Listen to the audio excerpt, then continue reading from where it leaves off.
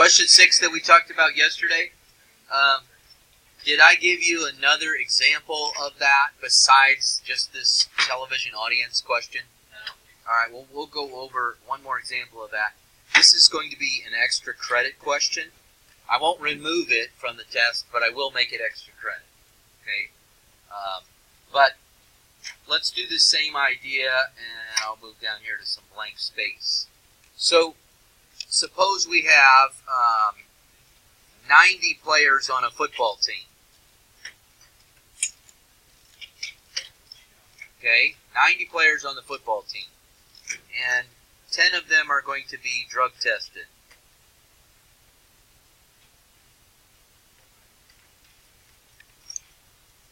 Okay?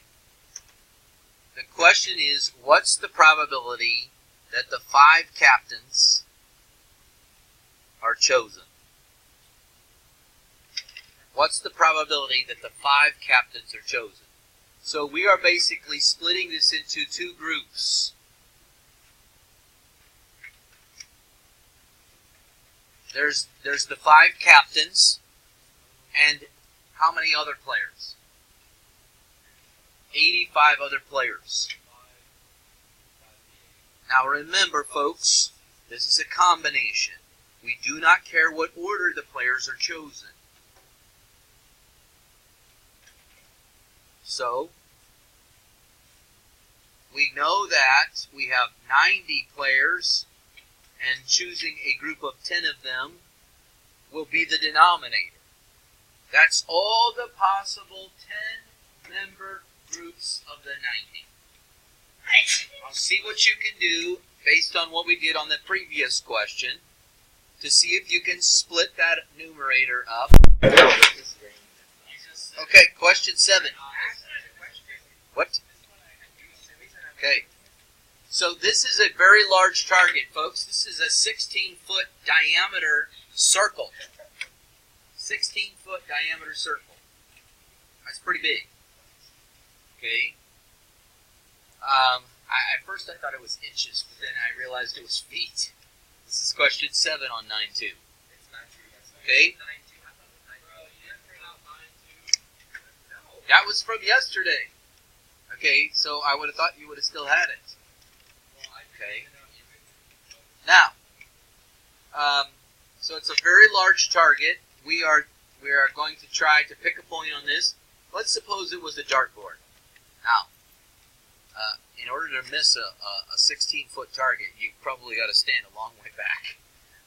16-foot diameter target's a pretty big target to shoot at here. Okay? The ring is what we're looking at. We're looking at throwing and seeing what's the probability I hit the ring. Now, this does assume, folks, that I have no skill at all. Okay? It's random. Now, in order to figure out this probability, we need the area of success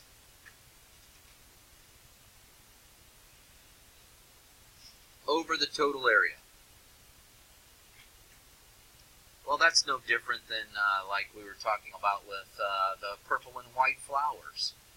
It's no different than when we were rolling the dice. It's no different than any of these times. You take the success by the total. Well, how do you find the area of a circle? That's right. The area of a circle is pi r squared. Now, my dumb way to remember that is pi r squared. Okay? That's my dumb phrase to try to remember that. Okay? If you need a dumb phrase. If you already know it's pi r squared, fantastic. Okay. Yep. I learned that at the Ohio State University. These jokes are ass. Yes. Yes. Hey, look down at my kicking drips. Okay. What did you say? On my dripping kicks. I said it backwards, didn't I? Oh, man. I said it backwards. Yes. Okay. So, what is the radius of the large circle, the 16-foot diameter circle?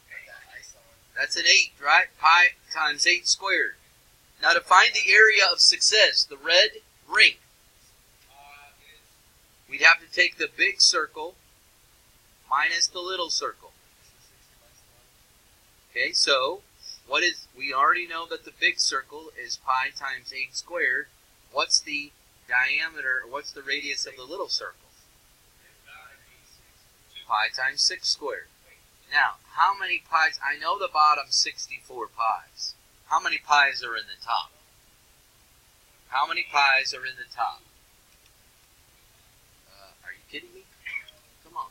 8 squared minus 30. 8 squared minus 6 squared is how much? Yeah, what is 64 minus 36? 64 minus 36.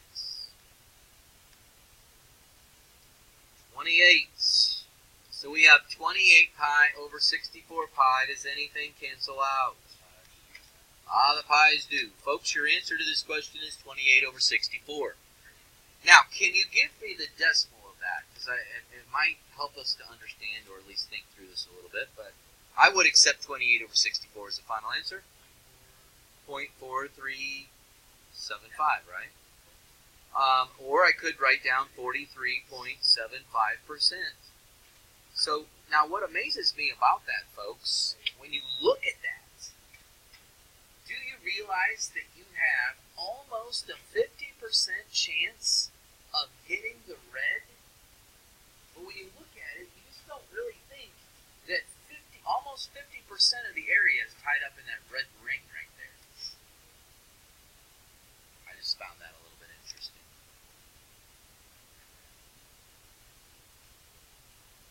All right, now, what I'm about to do has already been done for me right up here in this box, but I want to explain it.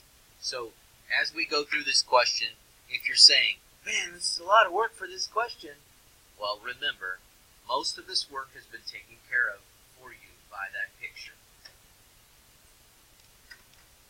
So, it says in this question that there are 152 total students. So I know the answer to my question is going to be divided by 152. I know that from the very beginning of this question, because we always divide by the total. Right, Mr. Morris?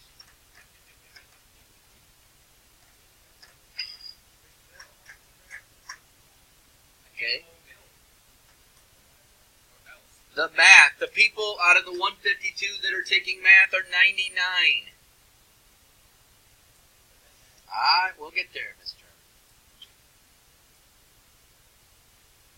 The people that are taking science, well, the people that are taking science, that's 78. Can anybody tell me what 78 plus 99 is? 78 plus 99. 177. Now, that's more people than are in the entire class. That is impossible. Okay, now, then it goes on to tell me that how many of them are 55 are taking both.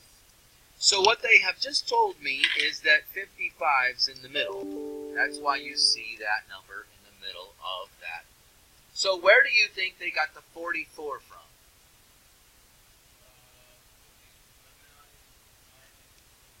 Yeah, they took the 99, all those people taking math, and they subtracted out all the people that are taking science also. So the 44 are just the people taking math only. They finished all their science credits, so they don't need a science class. Okay? Now, so where did they get the 23 from? They did the same thing. They took 78 and they subtracted the 55. That's where they got the people that needed a science credit but are not currently taking a math credit because they're done with their math classes. Now, what about these 30 people over here? Because 44 plus 55 plus 23 does not equal 152. The 30 people are not taking either science or math. They got done with all their science and math credits. They are not doing any of those. So this question says, what's the probability of taking math or science or both? Math or science or both? We could add these three things together, couldn't we? What do you get if you add them together?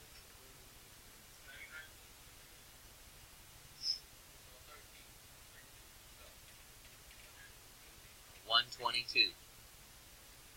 That is not the only way you could do this question, in my opinion, folks. If you know that 152 is the total, what could you subtract from it? You could take away the people that aren't doing anything in the math or science area.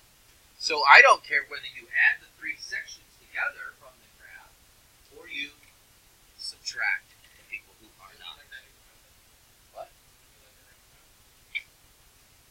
What did you say? Would that be like that? Yeah, the picture will be given to you, yes. The picture will be given to you. Okay. And we went through that example, which was a lot like the other one we did. So now let's move on to the 93. Let's jump to question 2. Let's jump to question 2 because the numbers are smaller. Started going through question 1 and numbers were a lot bigger. The point will get illustrated if we just work on question 2 here. And this is called a contingency table. Okay, we collect data, and some of the data is incomplete. In this table, what could we figure out?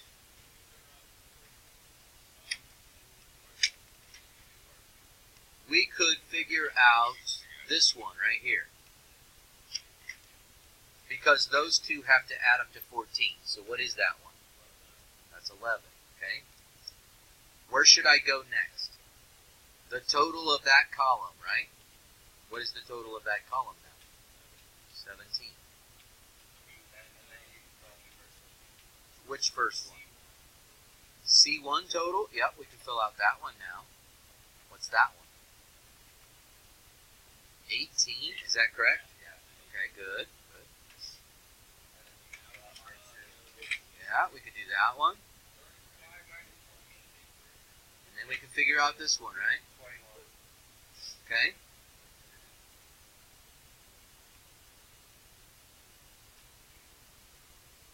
Now, we want the probability. The first thing they asked me about, is the probability of C1.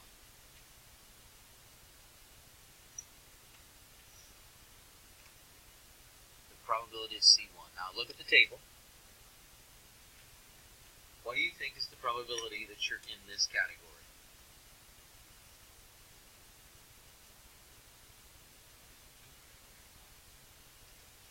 18 out of 35. Do you agree with that? I do too. That's nice. You took the total of the C1 column and you divided by the total of everything. What about the probability of R2? No, it's not 2.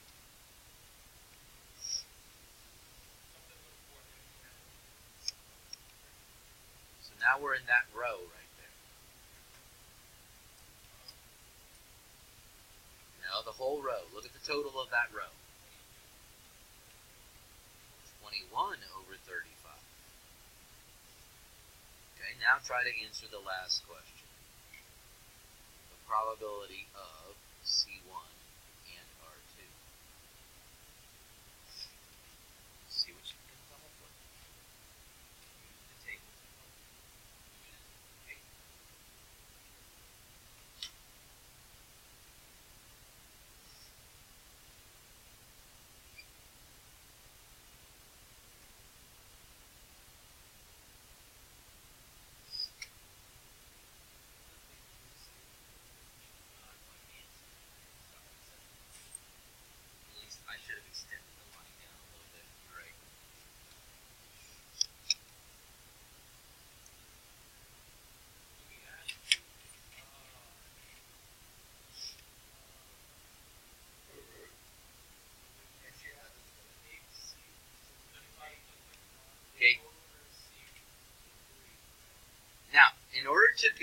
in this category, you have to be in the column C1 and in the row R2. In order to be in this particular probability, you have to be in both. So, yeah, there we go. We look for the one box in the table where that information is found, and that would be right here. Over the total, which is over 35. Everything's being divided by 35. Okay? Now, these kind of questions or similar questions like this come up on SAT, ACT tests, and I'm always looking for a phrase. I'm always looking to say, okay, are they looking for the probability for the whole table? Sometimes they do stuff like this. Sometimes they will narrow it down to, they will narrow it down to a column, and they'll say, if you're in the category C1, what's the probability you're R1? So that's called a conditional probability. If C1, what's the probability of R1? Okay, so now, instead of dividing by 35, what are we dividing by? 18. At the bottom of that column. And the probability of R1 would be 3 out of 18. That's called a conditional probability. Okay, and so I do look for those inside of SAT and ACT questions. I'm not going to be throwing conditional probabilities at you. Okay, unless it's an extra credit question.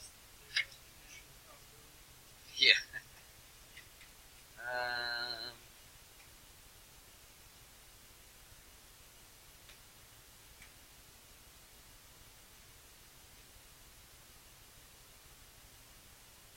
How many cells are in this table? How many cells are in this table? How many cells are in this table? Okay, so there are. So these are called cells. Okay, so it looks like there's 5 columns and 4 rows, so there's 20 different cells. It's okay. Okay. Sometimes we have it, sometimes we don't.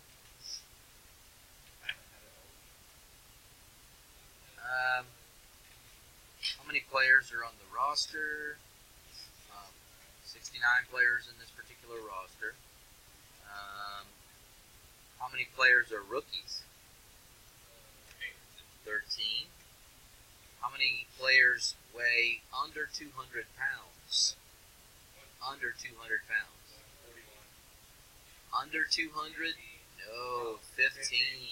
Under 200 would be 15. What if I said under 300? What about under 300 pounds? 56. That's right. 41 and the 15 added together. How about years of experience 6 or greater? Years of experience 6 or greater. Higher than 22. 24, that's true. 6 or greater would be which two that you just added together? The 16 and the 8, right? That's 6 or greater. You guys did do that one right for the under 300. Please pardon the interruption. No.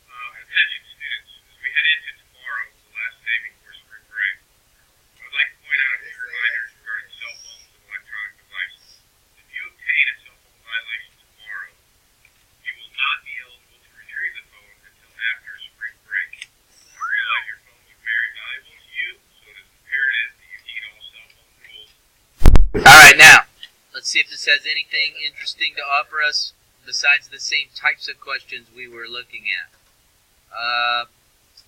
Compute the probability of D2 and F2. D2 and F2. 3 out of 50. Nice. Okay, D2 and F2 would be 3 out of 50. What about the probability? What about this one? If D2, find the probability of F1. if D2, find the probability of F1. Okay, now, if D2 is going to now limit you to this column or this row only.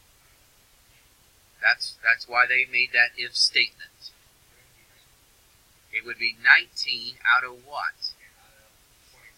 Out of 22. Okay? Because they're limiting me in that particular group, they didn't want it over the total. They limited me. Okay, quick question you should all know how to do now. Alright? Find the probability of taking math, or science, or both. We know that it's out of 149, because that's the total. What? 149 minus 32, what do you got? 117, that's true. How about the probability of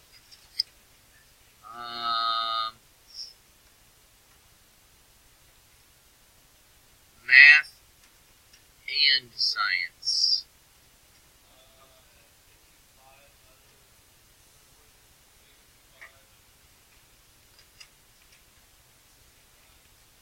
Math and science. Math and science. Okay, folks, you're taking math and science. What do you got? 52, right? Out of the 149. Math and science. There you go. All right, let me see your notes. We'll call it a day.